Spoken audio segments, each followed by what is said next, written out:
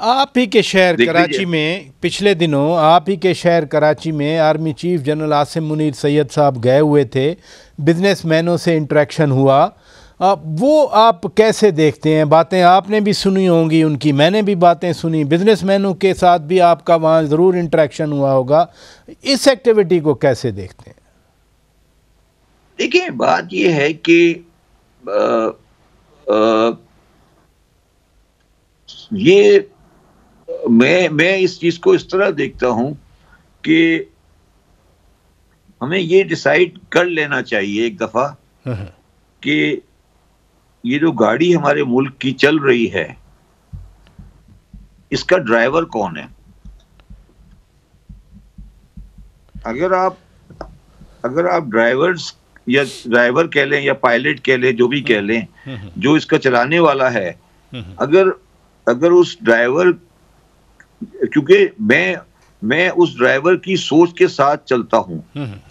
अब अगर इदारे के लोग अपनी पोजीशन मजबूरी की हालत में पायलट की पोजीशन पे लेकर आते हैं या ड्राइवर की पोजीशन पे लेकर आते हैं, तो इसका मतलब ये होता है, बिल्कुल वाज़ेह मतलब ये होता है कि जो सिविलियन गवर्नमेंट है उसकी कोई हैसियत नहीं है, वो नाकाम हो चुकी है।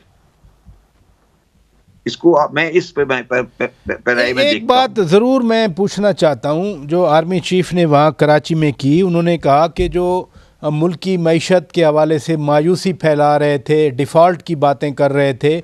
अब चूँकि मईशत जो उन्होंने गिनवाई पॉजिटिव एंगल्स उसके मईशत के, तो उन्होंने कहा कि मायूसी फैलाने वालों को, डिफ़ॉल्ट की बातें करने वालों को तो जवाबदेह नहीं होना चाहिए। इसको आप कैसे देखते हैं?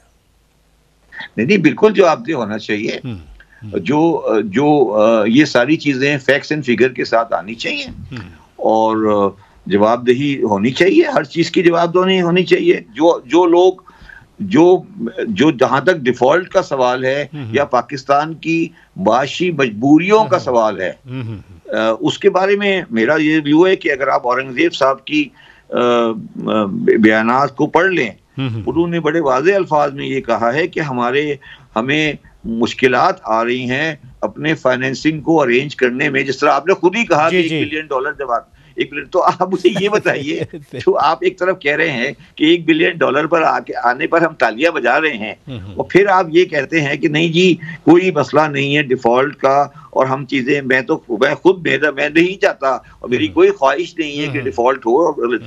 देखिए, मैं फिर आपको कह रहा हूँ ना, ये वो सब्जेक्ट्स हैं जिस पे मैं नहीं चाहता कि मैं कोई कमेंट करूं, और ना मैं एक काबिल एहतराम शख्सियत की किसी ऑब्जर्वेशन के ऊपर कोई कमेंट करना चाहता हूं। मगर मैं सिर्फ ये चाहता हूं कि ये जो हमें ये जरूर बता दिया जाए कि हमें गाइडेंस किससे लेनी है।